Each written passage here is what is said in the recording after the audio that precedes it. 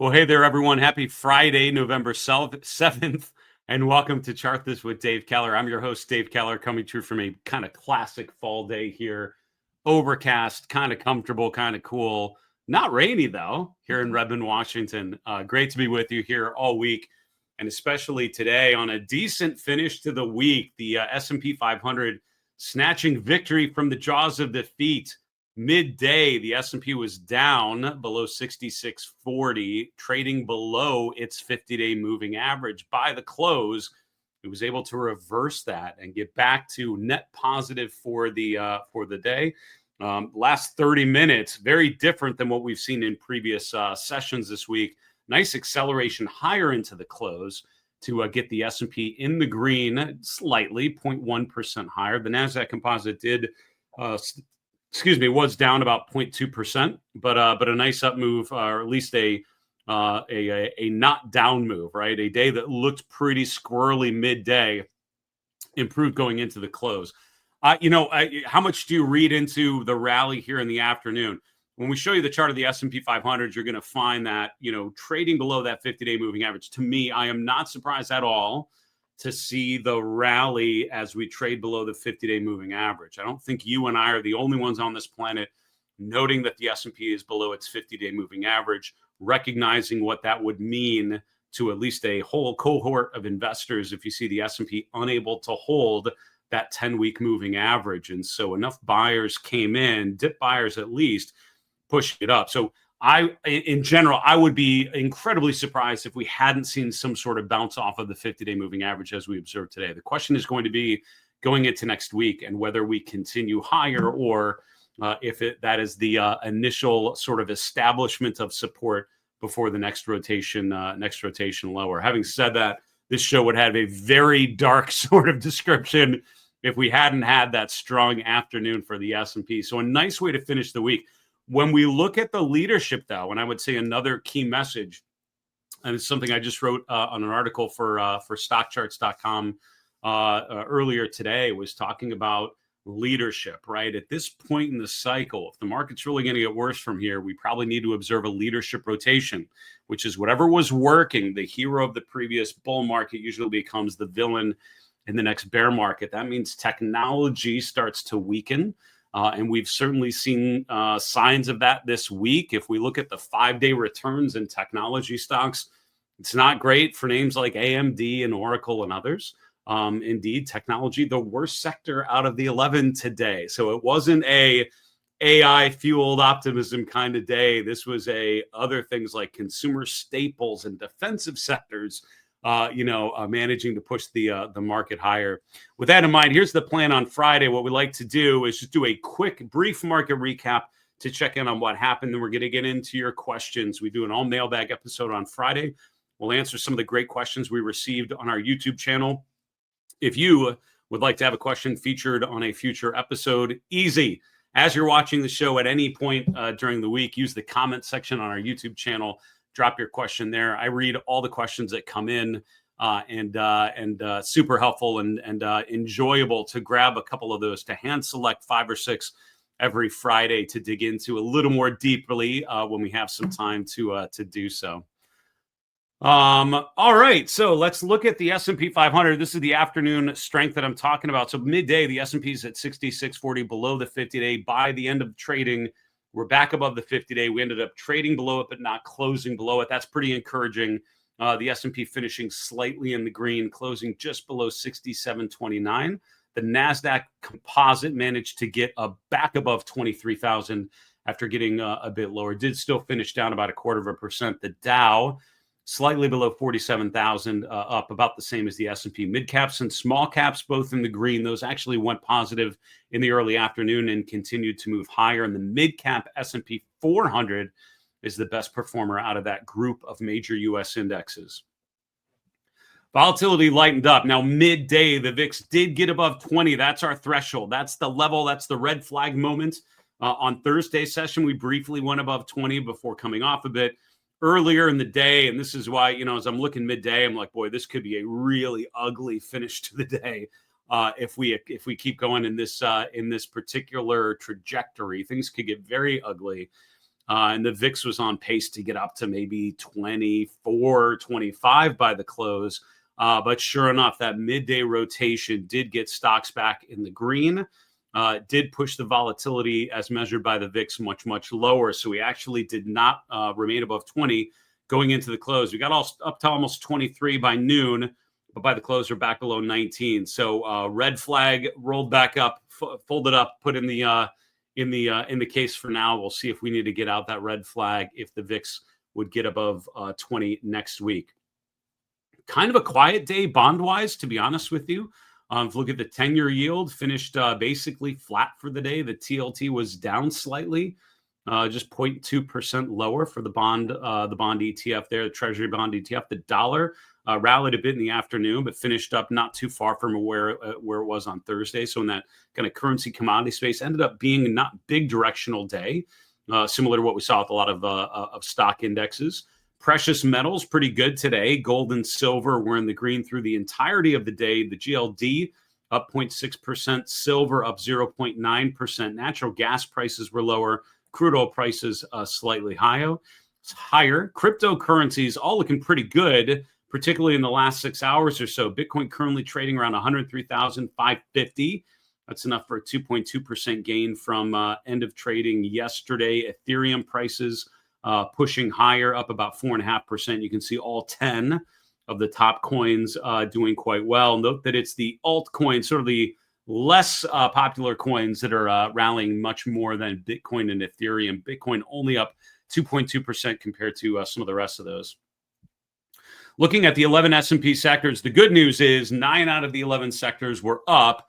The bad news is it's 2 of the biggest ones, and particularly 2 of the growthiest ones, technology and communication services, that did manage to finish lower. At the top of the list, you have consumer staples up 1.5%, energy up 1.4%, utilities up 1.4%, real estate about the same, also having a pretty decent day. So 3 of the 4 top sectors are fairly defensive, low volatility sectors. On the downside, technology, communication services, both in the red, healthcare and consumer discretionary slightly higher today. So, what concerns me about this, again, great that the S&P bounced off its 50-day moving average. I think that's encouraging, at least in the short term. But when you look underneath the hood and see what was actually working and what was not, here's the problem. What we wrote about in that article for stockcharts.com, one of the charts that we share, which you should check out, was actually looking at leadership rotation. And if defensive sectors start to outperform, and if the previous leadership like technology starts to underperform or continues to, because that's been the trend through the course of this week, that's not a good sign. And even though the S&P finished slightly higher, those leadership rotation themes were absolutely, in play. Defensive sectors outperformed the S&P today, and technology underperformed. So sort of those warning signs we were looking for kind of playing out. I haven't looked at the market trend model. I would guess, it finished just slightly negative. So this is going to be the third bearish signal from the short-term market trend model that I created years ago and continue to follow very, very closely, updated every Friday at the close. It looks like the third time we finished in the red since the April market low. In our weekly flight plan, which is only for our market misbehavior premium members, goes out every weekend. We'll dig a lot more into that market trend model, what that implication represents, and how we should be thinking about it. Never a better time, I would say, if you're concerned about market deterioration, if you're unclear about what is happening with a lot of moving parts and a lot of question marks between now and year end, maybe consider our market misbehavior premium memberships. That's where we have some member-only reports and a member community and some courses to help you upgrade your decision-making and apply the use of technical analysis in your portfolio. You find more info at marketmisbehavior.com/premium. Don't forget to use the code YouTube when you check out. All right, we'll take some of your great questions. By the way, before we get to question number 1, I want to thank the team at Blue Sky. I've been on X for many, many years, and I do have an account on Blue Sky, and I randomly put things on there. Had a really good discussion about how they're trying to build up their financial market content, particularly technical analysis and charting content and commentary. So please check me out on Blue Sky if you don't have an account. It's a lot. It reminds me a lot of my experience years and years ago on Twitter, which was a very positive experience, all about community building and having great conversations with smart people. That's the vibe there, and I would love to see bigger, more and more people participating and having a conversation. You can find me on Blue Sky. My handle is D Keller CMT. So check me out over there, and I'll certainly be sharing some content and charts as much as I can. All right. When you draw a trend channel, as you discussed today, do you A, include or exclude dividends? Letter B, use a linear or log scale? Awesome question. And again, all these questions come from people like you just asking questions through the course of this week. I think you're talking about the trend channel on our daily S&P 500 chart. Actually, this is the one where I have it. Yes, this is the trend channel we've been talking about, right? If you look at the S&P 500 from back here in July, we can see all through July, August, September, October, and now into early November, we have this trend channel of higher highs and higher lows. And what's interesting is you kind of draw the channel, you draw the trend lines, you can create parallel lines and look at how it just lines up with multiple levels of resistance, multiple peaks, and multiple valleys. These are parallel lines. So I drew one and then copied it and made a parallel version to create the trend channel.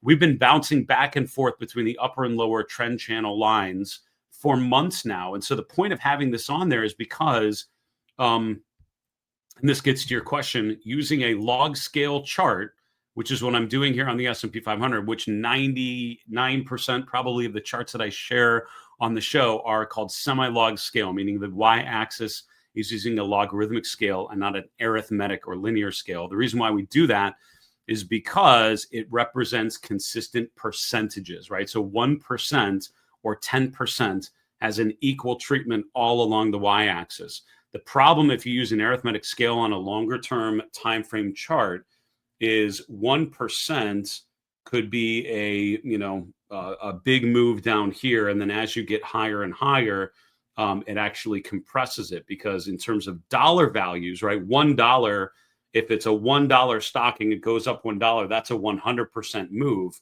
But up here, a $1 from 100 to 101 is only a 1% move, and so moves of 1% look very, very small down here and look very, very big up here. And so it completely skews your ability to understand percentage terms, which if you're looking at a chart over any meaningful amount of time, you really want to think more in terms of percentages, in terms of the percent return, in terms of the relative return versus this thing versus a benchmark or some other stock. It's just a more appropriate way to think about long-term investment returns. In percentage terms and not dollar terms. So by using a log scale, trend lines have a consistent percentage gain over time, right? Because the y-axis is based on percentages. So a trend line, that slope basically represents a consistent percentage gain. So if the price remains within this trend channel, that means it's a fairly consistent advance in percentage terms during the course of that trend channel. And if and when we would break below the lower trend line and break out of that trend channel, that would tell me that whatever had been happening going into that break is now different. This is now a new regime. This is a new environment, something that I need to reconsider, what we call a change of character on the chart. So this, I think what's happening here at the end of the week, pretty powerful. Thursday, we closed at the trend line. Earlier today on Friday, we opened below, traded much below the trend line, but by the close, honestly, by my measurement, almost exactly right back at that trend line. So I would say for now, I have to say that the trend channel is holding, but certainly something you have to be focused on, I would argue, next week. So that's a part answer to your question. Log scale, I think, is absolutely vital. Do you include or exclude dividends? That's kind of debatable, to be honest. That's a hot debate outside of just trend line analysis and more about life in general. I mean, my general thought is anytime you're looking at longer term movements, anytime you're looking at percentage returns, including dividends in the calculation, which means adjusting for dividends on the chart, is pretty helpful, because otherwise you'll get these big gaps, which are just because of a dividend getting paid out and not because of some change in sentiment. And I like the price to represent sentiment, to represent behavior, to represent when buyers and sellers and their relationship is evolving. So almost all the time I include dividends and I use a log scale for those reasons. Great question.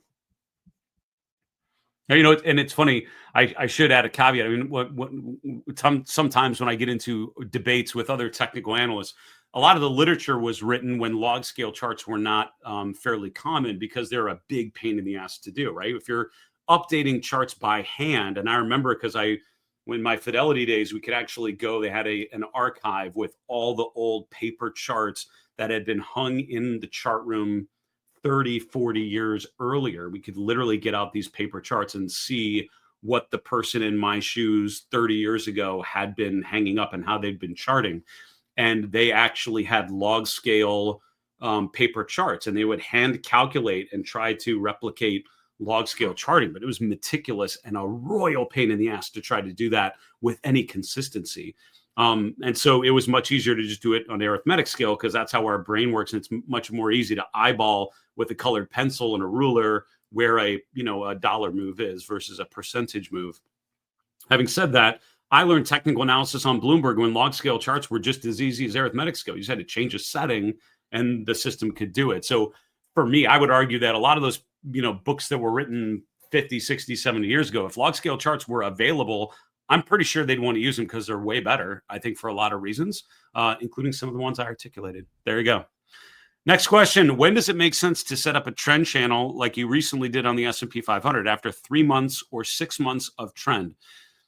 That's an awesome question. These first two questions I kind of selected and put together because they were both about this trend channel we talked about recently on the show this week, and I appreciate the questions on that. You know what? That is, I don't know if I could give you a hard and fast rule. That is, there's an art to what we do. I always say it's not a surprise that the word art is embedded in the word chart. We'd always call if we'd share a bunch of charts, we'd say here's the chart work, which is basically like here's the artwork. I mean, there's an art and a science to technical analysis. I think people get into trouble when they think of technical analysis as a science, and I run into this debate many times with people who have backgrounds in engineering or medicine or something which is very statistical and quantifiable, and you want to take this market data and have it be an exact science. Andrew Lowe, who's a professor at MIT and has written some fantastic books, he's been a great advocate to the technical analysis community over the years. He always talked about the physics envy in finance, right? Financial professionals, not just technical analysts, but everyone, you have physics envy. Like you want to have these immutable, absolute laws of physics that are relevant to the financial markets. I think it was Richard Feynman who said, how much tougher would physics be if atoms had feelings or molecules had feelings? The point of all of those quotes that I'm sharing is just to say that I would argue that market analysis is very imperfect. It's challenging because human beings are human beings. We are emotional beings. It is a subjective discipline, and we try to make it as objective as possible. But at the end of the day, it's a lot about evaluating investor behavior and trying to figure out what we should do as a result of that. So that was a long-winded way of saying I think that's a little bit of a that's a little bit subjective.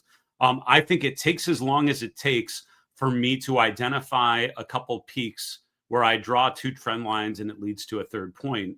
And then when I draw two trend lines and it leads to a third point. So it takes a little bit of time. You can draw this channel like back here. I could connect these couple highs and then draw a parallel channel, but that's a huge guess. That's not a prediction. That's just like a guess. Like if the S&P continues in that trend, this is where we might find support and resistance. I don't have a problem with that, but just be prepared that that might change very, very quickly. So the more that those levels are tested, the more that future highs confirm the trend line that you created back here. Every time another low lines up with this trend line connecting these previous lows, the more it validates, right? So every time a trend line is tested, it's the market further clarifying, yeah, this is a really good way of representing the pace of this advance. And it also makes it more and more meaningful when that trend is eventually broken. So I wouldn't put a time frame on it. I think it just depends on the pattern of highs and lows. This is why price patterns in particular, things like trend channels and head and shoulders patterns, which we're going to get to in a minute, I think it's pretty subjective. And humans are actually pretty good at identifying patterns. We're not as good about other things, but one thing we are good at is patterns and relationships. All right. Next question. When you see a head and shoulders pattern in the chart to signify a trend reversal, what is the probability that it happens? Is that a reliable indicator like in Oklo's chart right now? Yeah, someone posted Oklo is now OKLO little h, like Oklo, because of the breakdown this week. Let's take a look at the chart here. And I know the pattern you're talking about, we'll look at like just this more recent day. You're talking about this head and shoulders pattern here. So the question was, when a head and shoulders pattern forms, what's the hit rate, right? Is it a reliable indicator? I'm not big on back testing statistics, and I've seen plenty of things that try to quantify when a head and shoulders pattern or like some pattern, here's the hit rate. And what you have to remember is anytime you're doing a back test like that, you're making a bunch of huge assumptions about what actually means a legitimate pattern. And when you break down, how far does it go to actually be a successful breakdown? I mean, there's a lot more wiggle room in there than you probably want to think. And this is, I think, gets back to the question earlier. I think if you try to be too exact with some of these techniques, I don't think it really helps as much as you might think it does. I think it creates a lot more questions than answers. Having said that, I would tell you in my experience, and I guess so how do I use certain indicators and others? Well, quite simply, I've used indicators. I mean, I've used technical analysis for 25 years now.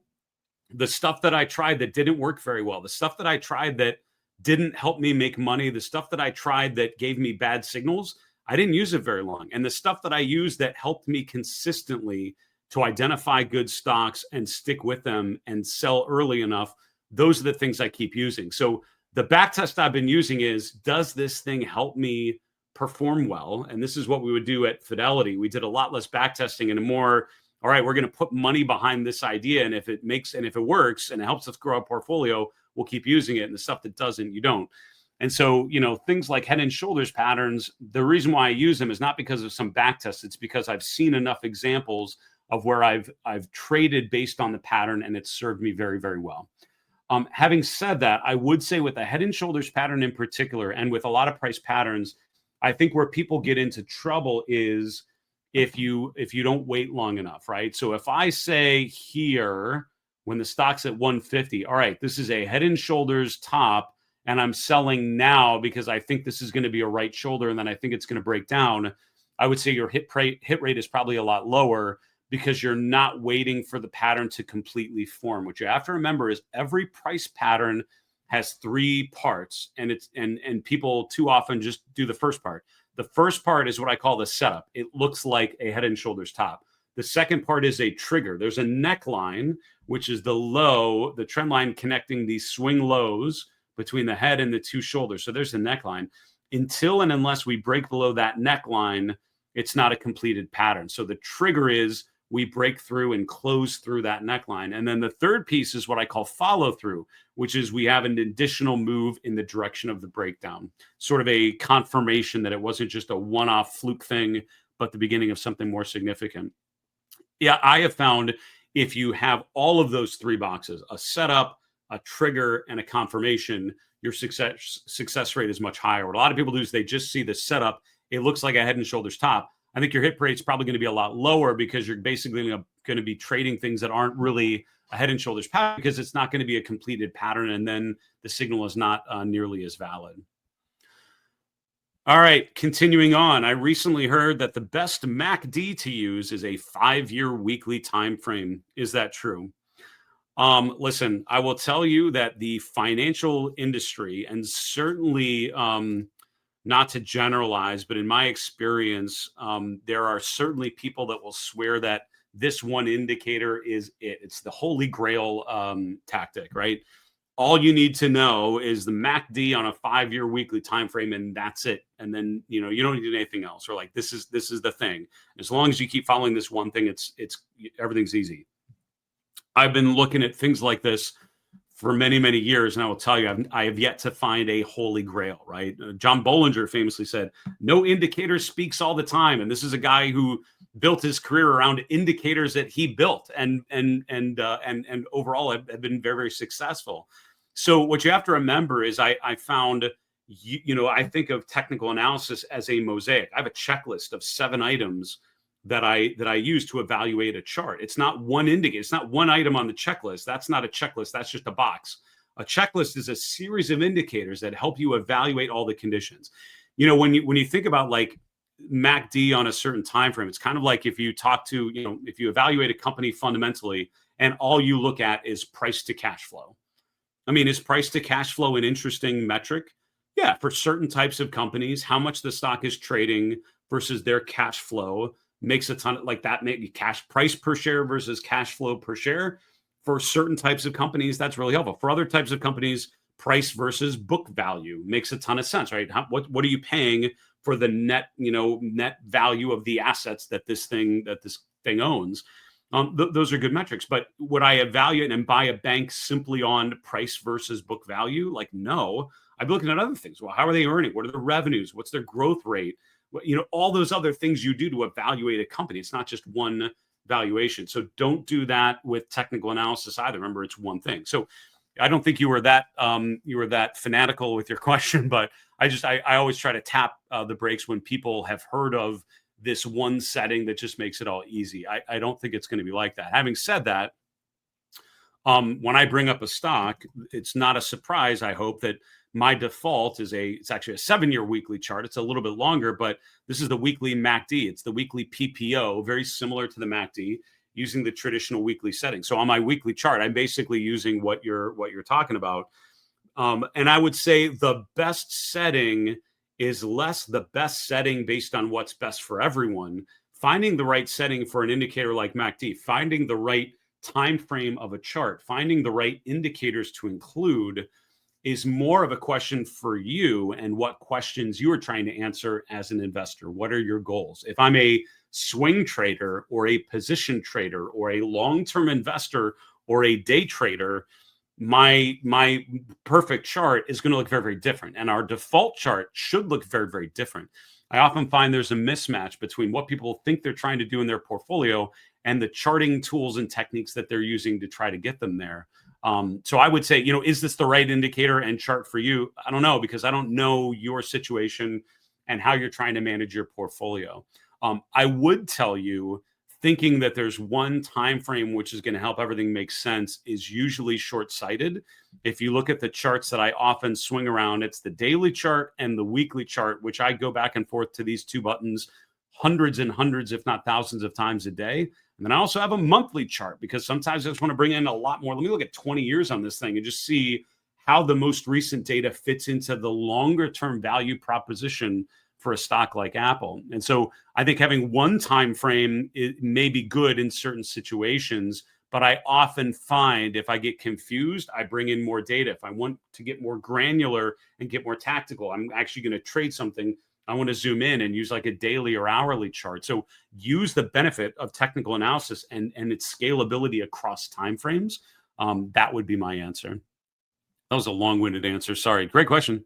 Next one. Why do you use the 21-day exponential moving average as a particularly important average? In particular, why 21 days rather than some other number? And thank you for clarifying in your question. I often point people to videos I've done explaining the 21-day EMA. And you made a point of saying, look, I watched that video. Here's a follow-up question. Why 21 days and why not 18 or 10 or 50? That is an awesome question. It actually is a very, very good question. Why certain things? So the reason why certain indicators have certain values, right? So like the PPO I'm using uses Jerry Apple's, default settings of 12 days, 26 days, and 9 days. When I look at a daily chart, I'm using Wells Wilder's default setting for RSI, 14 days. So why 14 and not 18 or 31 or something? I would say most indicators usually come down to two things. One would be maybe three things. First thing would be when the indicator was created or designed, the original sort of rollout, and what the creator of the indicator, who's probably done a bunch of different things, has sort of found, this is what I've found that works. And so there's that that initial, whoever created it, usually, John Bollinger did a bunch of different things to figure out what Bollinger Bands were going to look like. So I'm going to trust that he had a good reason for setting 20 days or 21 days, whatever default that he chooses to use. The second part sort of related to that would be back testing, right? People back test indicators, and the ones that work the best, we tend to gravitate toward those. The third thing would be tradition, right? Certain values that may make sense because of things like a month or something like that, right? So if you think about like 200-day moving average, it's a mix of, it's easy to calculate, and it was about a year of trading, right? Or so, right? Or things are usually around a quarter, right? Like a 65-day look back period representing one quarter, right? A lot of things kind of have that reasoning. So the 21 day is about a month, right? Usually 21 trading days in a month. I'm guessing that's a big part of it. What you also have to remember is an exponential moving average actually has a smoothing component. So the most recent data in a 21-day exponential moving average, I don't have time to get into all the calculations, but what an exponential moving average does is it weights the data more heavily to the more recent data. So what happened yesterday is the most important weight, or what happened today is the most important weight. So a 21-day exponential moving average means about 9% of the weight of today's value is just today's close. And so it's skewed more toward the more recent data. 21 is also a Fibonacci number. So why is 21 day even used? I would say it's probably a mix of those three. I would say it's a mix of, it's about a month, which is probably why people kind of started with looking at like a monthly value. It's a Fibonacci number, which a lot of people kind of naturally gravitate to in the technical analysis community. And the third one is because of the weighting, it weights enough of the most recent data that it's sensitive enough that it moves quickly along with the price action, but it's not so sensitive that it's like following the day-to-day closes. And I had this chart up the whole time and I didn't really use it, but here's Apple with the 21-day EMA in green. That would be my assumption. Again, I don't know, because, and this comes down to the fourth one, tradition. It's like enough people use the 21-day EMA. When someone asks me what I use, I tell them the 21-day EMA. So I'm sure a number of new investors will use the 21-day EMA because I show it all the time and I've done it. And that someone showed it to me years ago, and that's why I stick with it. That most indicators and settings come from someone showing you, hey, here's what I use and here's how I found it helpful. And you start using it in your own trading, and then you maybe tweak it later, and then you show someone in your version. That's how I would, that would be my guess, right? And no one really knows. What I love to do, by the way, is ask the people that are a generation or two before me. Ask like Ralph Attenborough, hey, when's the first time you heard of someone using the 21-day EMA? Next time I talk to Ralphie, I'll ask him that question. I'll report back. Final question, then we'll call it a week here. What common indicators are used on an individual stock chart that you should not use on a relative chart? Ooh, what a great question. And I remember grabbing that one, thinking this would be a fun one to answer. What's what's good on, so here's the thing, right? Many indicators are, most technical indicators, there's only a couple inputs you can have for a technical indicator. It's usually price, volume, and open interest. Those are kind of the only three. Open interest is really only used in futures and commodities. I don't do a ton with those, so I don't really pay any attention to open interest at this point, although I did back in the day when I was working with, traders in Chicago, and there's a lot of open interest data to deal with. But looking at stocks and ETFs, it comes down to price and volume. And when you're looking at price, you have closing prices, you have open, high, low close prices, you have average prices or mid prices. Mid price would be like halfway between the high and the low, and average price would be like high, low, and close divided by 3, like taking an average of them. And so indicators have some, they use those different things. So out of all those things I just said, the closing price, the high, the low, the close, the mid price, which is like halfway between the high and the low, an average price, which would be like high and plus low plus close divided by 3. Those are 6 different options. When you're looking at a ratio, which would be like, the relative performance of the S&P 500, you really, you can technically show that ratio as an open, high, low, close bar. But what you have to remember is that's actually, I would argue, intellectually dishonest. And so you really want to show a ratio in the form of a line chart. And here's why. If you look at a ratio like semiconductors versus the S&P, and you create an open, high, low, close chart, The open is basically where that ratio opens. So it's the opening price of semiconductors versus the opening price of the S&P. To calculate the high, it's taking the daily high of the SMH and the daily high of the S&P 500. For the intraday low, it's taking the intraday low of the S&P 500 and the intraday low of the semiconductor ETF. But those things probably didn't happen at the same moment. So that high of that ratio may have not actually happened during the trading day. That math probably would make a lot more sense if I have a whiteboard and I explain the numbers. But just trust me when I tell you, open, high, low, close data derived from a ratio is actually not a good representation at all. You really only want to use closing prices because you can lock in at the end of the day. Here is the official close for semiconductors and the official close for the S&P. I can calculate the new ratio and add that to the existing value. And you can track it during the day and look at the current value of where those two are trading. That's totally fair. But intraday highs and lows are pretty messy. So out of those 6 combinations of data points you can use, you only have one because you're looking at it as a closing value. So the short answer is any indicator that only uses closing prices are totally fine, which is why RSI is probably the most helpful one. And I back in the day, used to work with pairs trading guys at hedge funds up in Connecticut. And they would basically take like Coke versus Pepsi, Home Depot versus Lowe's, S&P versus NASDAQ, and any two things that had a definable relationship. And they would look at the ratio and use indicators like RSI to figure out when the ratio was a little higher or normal than usual and kind of bet on that mean reversion of that ratio. It was a market neutral strategy that they really do, quite successfully for a while. It's probably been automated out by now, but that was back in the day, something I used to do with people.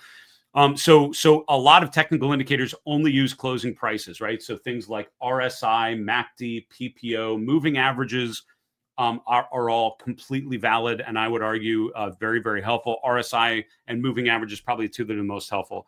What is not helpful?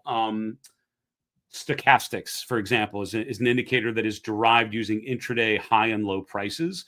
You can't really do that on a ratio chart, so that would not be particularly helpful. Those